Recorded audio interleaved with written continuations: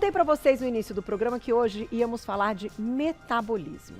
Metabolismo, assim, tem vários, eu diria assim, fakes, né? Que a gente vai acreditando ao longo dos anos, a gente coloca a culpa no nosso metabolismo, mas fato é que recentemente foi feita uma pesquisa muito interessante e que algumas coisas que a gente sempre acreditou ligadas ao metabolismo, nós vamos descobrir que não são verdadeiras. Então a gente convidou ela, que é endocrinologista, a doutora Thaís Mussi, bem-vinda mais uma vez. Obrigada, prazer em recebê-la, para nos contar a respeito da pesquisa. Sim. E o que de fato a gente precisa entender em relação ao metabolismo. É claro que quando a gente fala de questões que abrangem todas as pessoas, a gente sabe que existem individualidades as também. exceções, toda aquela situação que E cada a caso é um genética, caso, né? certo? Exato. Uhum. Mas tirando essa parte específica, que já você também pode pontuar. Claro, com certeza. Vamos lá, doutora, por onde começamos aí para entender Vamos essa começar pesquisa? Ó, a gente tem aqui idade. Então tá.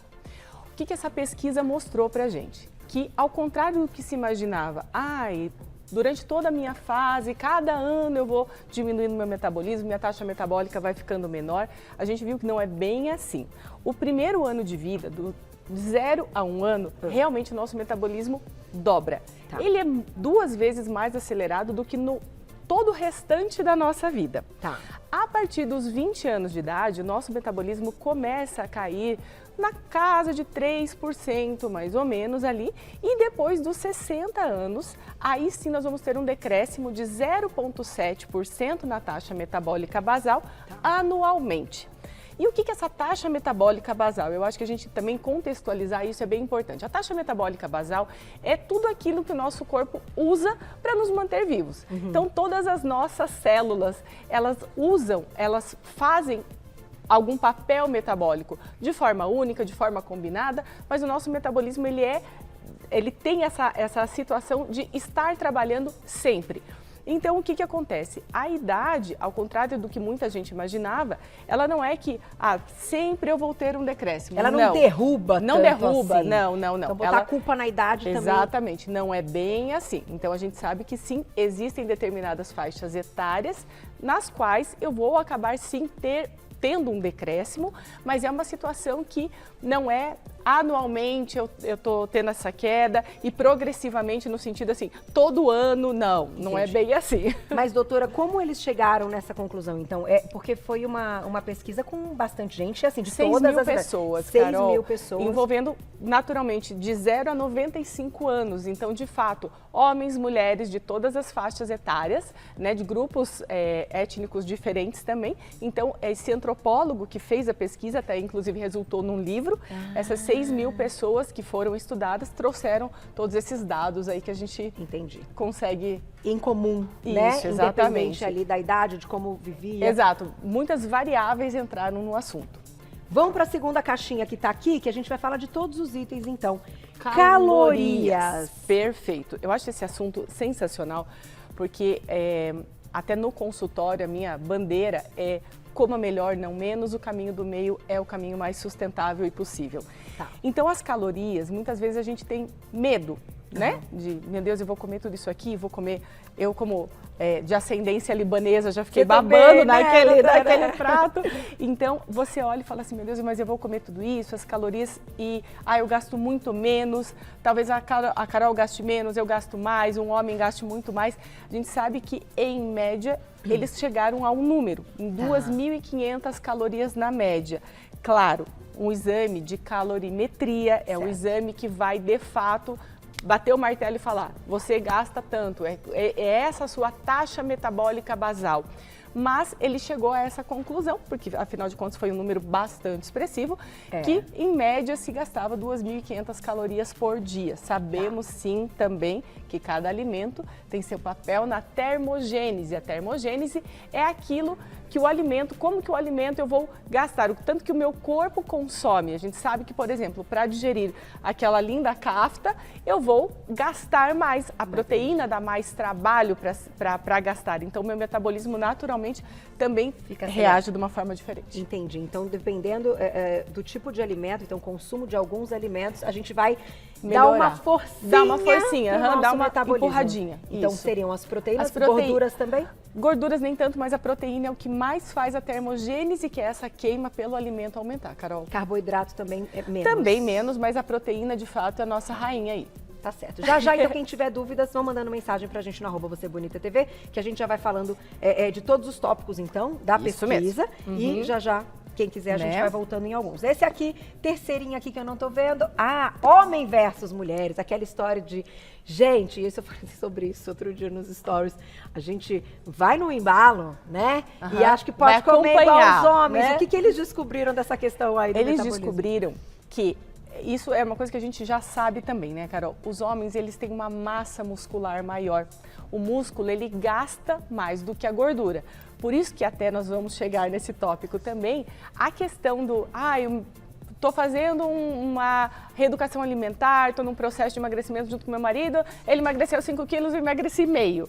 Muitas vezes, sim, os homens eles gastam mais por essa situação. A composição corporal deles, a distribuição de gordura e músculo é muito diferente da distribuição das mulheres e isso, claro, acaba fazendo com que a taxa metabólica basal deles, de fato, seja um pouquinho maior quando tem mais massa magra, mas por conta disso, o músculo gasta mais do que a gordura e eles têm mais massa magra e uma distribuição de gordura e músculo diferente. Então, isso nos mostra que eles podem ter um consumo maior destas calorias. Por isso que a gente não pode... Mas que não deixam também, se necessário, eles também precisam fazer a dieta para estar dentro do peso mesmo, tendo esse metabolismo sem dúvida mais nenhuma, acelerado. Porque também é isso, existem as particularidades, né? Então, até a idade, um homem de 60 anos...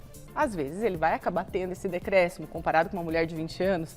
Então vai depender muito do contexto que a gente vai tá colocando. Mas você sabe, doutora, que agora eu queria entrar numa pergunta e numa parte interessante antes da gente seguir com as caixinhas, que é o seguinte. Hoje, eu acho que o público também tem com as redes sociais, enfim, que a gente consegue acompanhar, muitas pessoas que a gente admira, etc. O que tem de mulherada aos 60, 70, 80 treinando e com muito músculo, inclusive eu tô louca para trazer uma história aqui para vocês, eu e a Glaucia, né, Glaucia? Uma história que vocês vão ficar bem impressionados com a idade e com a condição muscular, que eu acho que é isso que mais impressiona, com o pique já, né, enfim, depois dos 60, dos 70.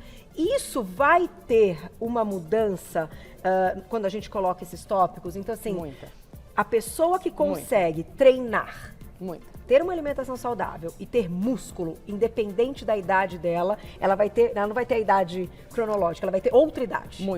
Eu acho que, inclusive, é essa caixinha, massa muscular. Massa muscular, tem tudo a ver com isso que você acabou de falar.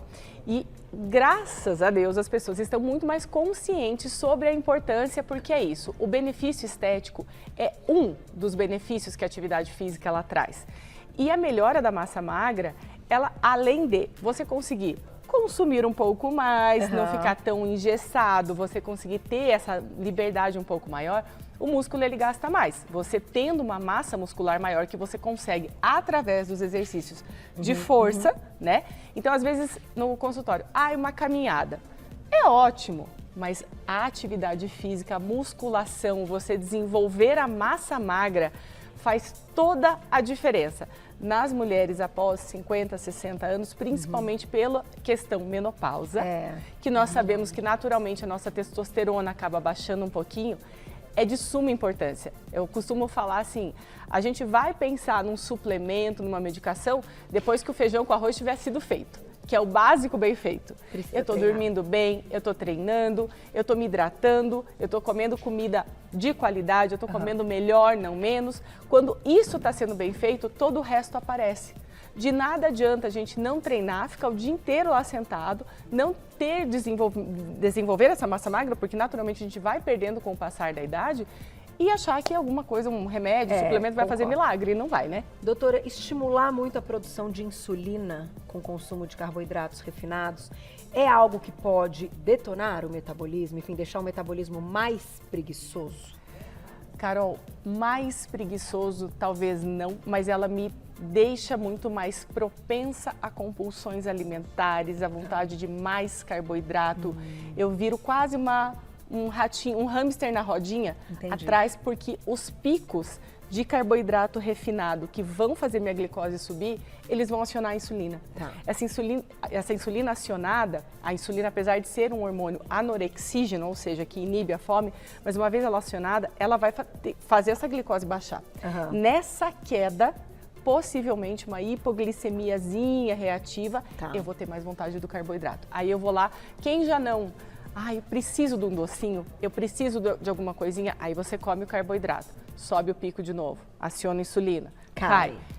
E eu fico nisso. Então, a questão da gordura, da proteína, é para dar saciedade, é para conseguir com que você achate esse pico glicêmico, com que você consiga se manter numa constante maior, porque esses altos e baixos, de fato, detonam, como você bem disse. E o que faz a diferença, então, no metabolismo, além da questão muscular, a gente pode falar que genética também? A genética, Essa sim. parte individual? Sem dúvida nenhuma. Até assim, vamos pegar, eu acho que, eu costumo falar assim, que quando eu estou com 44 anos, mas na minha época, que não tinha Instagram, rede social nem nada, você pegava, ia na banca, uma vez por mês, comprava a revista sim, X, também sou dessa olhava época. e falava assim, beleza, ó, fulana aqui, que linda. Mas você voltava para a tua realidade. E 99% das tuas amigas da escola eram mais ou menos que nem você.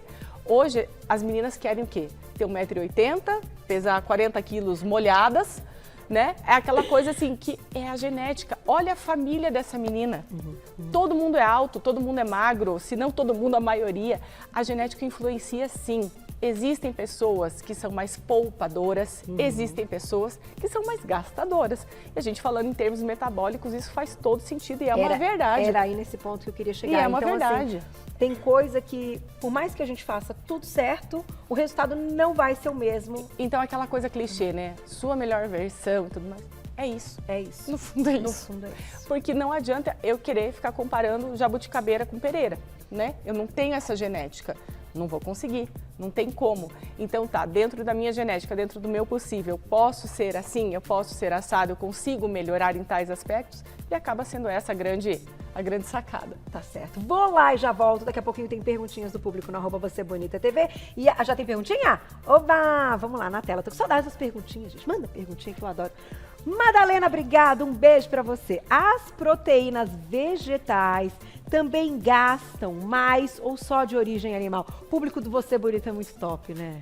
De volta com o nosso Você Bonita, hoje recebendo mais uma vez a endocrinologista, a doutora Thaís Mussi, falando a respeito de metabolismo e dessa pesquisa, né, recente, contando um pouquinho aqui pra gente alguns tópicos importantes. E aí a gente deixou essa pergunta que eu achei fantástica da Madalena, que diz assim: as proteínas vegetais também gastam mais ou só de origem animal? Que a doutora há pouco, né, antes do intervalo, comentou que as proteínas a gente gasta mais caloria para digerir a proteína. Exatamente, né? Aumenta a nossa termogênese. As vegetais, tanto quanto as animais. Tá. Então, sim, proteínas vegetais fazem o mesmo papel. A única, vamos colocar aqui, pensando na questão da questão diferença, é a B12. É, Exatamente. que não na tem. vegetal não tem, mas Tá. pensando em termogênese, exclusivamente, sim, as duas proteínas gastam. E todas as proteínas de origem vegetal, elas têm carboidrato também, certo, doutora? Tem um pouquinho de carboidrato, sim, comparando, né, com a de origem animal, mas o grande tchan e a diferença maior mesmo, eu falaria para você que, não digo nem tchan no sentido de melhor a animal, não é isso. A principal diferença seria realmente a questão da B12, né? Da B12. Então, o gasto, por exemplo, para grãos, Sim. feijão, grão de bico, lentilha, é maior do que o gasto para fontes de carboidrato ou gordura, por exemplo. Sim, uma batata, um arroz. Tá, Sim. fantástico. Vou colocar mais perguntinha, olha lá. Manda mensagem pra gente, estamos ao vivo no @VocêBonitaTV. Fran, obrigada, um beijo. Eu fiz cirurgia bariátrica com desvio intestinal há 2 anos. Essa alteração no sistema gástrico e intestinal muda o metabolismo? Pode acelerar? Que pergunta bacana. Gente, falar de bariátrica é tão importante, é um mundo, né? Bariátrica é quase um mundo à parte. A questão de acelerar, Fran, não. Teoricamente não. Mas o que acontece? A absorção das vitaminas, dos nutrientes, ela acaba ficando diferente, sim. Então, às vezes, até a questão do trânsito intestinal, ele pode ficar mais acelerado, isso faz com que dê a impressão, talvez, de um metabolismo mais acelerado, mas eu te diria assim, até pela própria pesquisa, que a bariátrica não seria um fator que aceleraria o seu metabolismo, mas as alterações locais da questão intestinal, o desvio, tudo isso e a diferença na absorção das vitaminas e nutrientes pode fazer uma diferença sim. Tá certo. Já já a gente vai falar de hormônios, é a última caixinha, mas antes tem mais perguntinha do público. Olha lá. Cíntia, um beijo, obrigada. Tenho 54 anos, fiz uma dieta por conta e estou notando perda e força nas pernas e braços. Na alimentação, qual seria o alimento para ajudar no ganho de força? Então, ela está dizendo que começou uma dieta sozinha. O que pode ser perigoso, então, doutora, e o que pode ajudar, né? Então, a pergunta da Cíntia é algo que, assim, é um cenário muito comum, né? Sim. É algo que a gente vê bastante. Vou fazer por conta, ou vou tirar totalmente carboidrato, vou fazer alguma coisa que a minha vizinha fez. Mas alguns macronutrientes, e o principal deles, a gente fala assim, vou pensando numa mulher 40 a mais, tá? A proteína. Realmente a proteína é o principal macronutriente que não pode faltar. E eu vou falar para você aí de casa que a questão de bater a meta da proteína, gente, é difícil, né? É difícil, é o macronutriente mais difícil de você conseguir bater a meta. Porque se você pensa assim, tô comendo 100 gramas de carne, isso me dá 100 gramas de proteína, completamente enganado. Então, passar com um nutricionista, um médico, claro que seria um mundo ideal. Mas existem muitas tabelas na internet que você pode ter uma noção. E claro, desde que você não tenha nenhum problema renal, não tenha nenhuma contraindicação, Cíntia, eu falaria para você assim, que pensar em 1 grama de proteína por quilo por dia é algo que a gente pode usar assim, no modo geral, tá? Não uma coisa específica, e claro, cada caso é um caso, mas seria um bom norte para você começar. Então, proteína é o seu macronutriente para a questão de força, para a questão de perda de força, perda de tônus muscular. Com certeza, se você melhorar o teu aporte proteico, você vai sentir uma diferença grande. Como em todas as refeições? Em todas as refeições. Tá certo, senão a gente não consegue chegar nesse número. Não consegue chegar. Tem mais perguntinha do público na tela e a gente vai fechar falando de hormônios, super importante. Vivi, um beijo, obrigado. Pilates realizado 3 vezes por semana também pode desenvolver massa magra, tanto quanto a musculação? Aí vai depender muito do Pilates. Por quê? Um Pilates bem feitinho, de fato, você estimulando, fazendo toda uma questão de também assim, que não seja só um alongamento, ele desenvolve massa magra sim. Existem muitas mulheres, inclusive, que não gostam de musculação e partem para o Pilates com resultados excelentes. Mas o Pilates, ele tem que sim te desafiar, não pode ser uma coisa muito passiva, muito alongamento, você tem que usar as molas, percebeu que está ficando fácil, vai aumentando. Então, o Pilates é uma atividade física excelente, ótima e pode te ajudar a aumentar a massa magra, sim. Tudo que faz, então, é um esforço muscular, exatamente, que coloca o músculo para ficar... trabalhar. Isso, Carol, isso. Então, assim, intenção, até a yoga, né? Uma yoga lá, que você faz a prancha, exercícios que você está usando o peso do teu próprio corpo. Então, tudo isso que, de fato, assim, a gente fala o aeróbico, então uma caminhada, uma dança, é super interessante e é bem válido. A combinação deles é perfeita, na verdade. Mas a gente não pode esquecer que, sim, esses exercícios, eles têm que ter esse desafiar, pôr o corpo para trabalhar mesmo. Tá certo. E a gente fecha com a última caixinha falando, então, de hormônios. Sim. O que diz essa pesquisa? Na pesquisa, ela fala que eventos como gravidez, como menopausa, não alteram a taxa metabólica. Essa eu caio para trás. Né? E dá um ciricutico, né? Dá uma taquicardia de pensar. Porque aí é que, assim, entra o ponto no qual eu e outras amigas, colegas endocrinologistas, a gente vê que, de fato, no consultório, na prática, a gente não vê muito isso. Então, para mim, é o único ponto da pesquisa que eu fiquei, assim, também me pegou de surpresa, porque não é isso que eu vejo no consultório, no dia a dia, clinicamente. Então, a teoria e a prática aqui, elas não conversaram muito bem, mas pela pesquisa ela indica que não há diferença nessas fases que envolvem alterações hormonais, que realmente não teria diferença.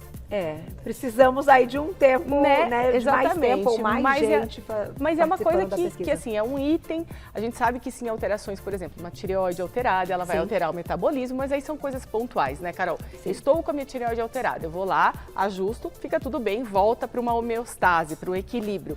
Mas realmente, assim, a menopausa principalmente, eu vou te falar que é uma coisa que até pela queda da testosterona, vai perdendo mais massa magra, tudo, no consultório não é bem assim que a gente vê, mas vamos respeitar os dados da pesquisa. O que eu acho que também pode ir ao encontro dessa questão é que com o passar dos anos, e até não só falando menopausa, mas com o passar dos anos a gente tem um aumento de flacidez natural, né, de mais pele, a gente tem muitas vezes mais coisas para serem realizadas na nossa rotina. Sim. E aí a gente tem menos tempo para prática do que a gente gosta, enfim, da atividade física. Sim. Ou de preparar ali uma comida que seja um pouco mais saudável. Eu acho que são algumas somas a gente está mais assoberbada. E isso entra na conta. Né? Isso entra na conta. Então não é uma coisa assim tão simples, né?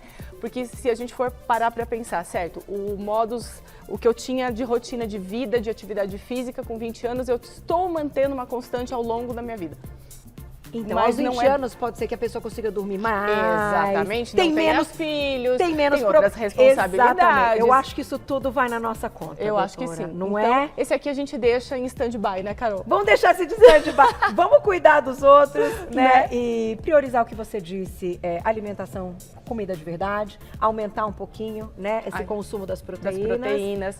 Praticar uma atividade física que, de fato, não seja só aeróbica, mas de preferência que você consiga combinar o aeróbico com o anaeróbico, a musculação, uma caminhada, algo que realmente tenha um esforço e cuidar nessa questão mesmo, a alimentação. Eu falaria para você que a proteína é a estrela aqui. Ela é a estrela quando o assunto é metabolismo. Vou deixar o contato da doutora. Gente, a doutora, você mora em... Eu moro no Paraná. Eu faço consultas online também, presencial da minha cidade, mas também faço consultas, tem bastante pacientes online, inclusive.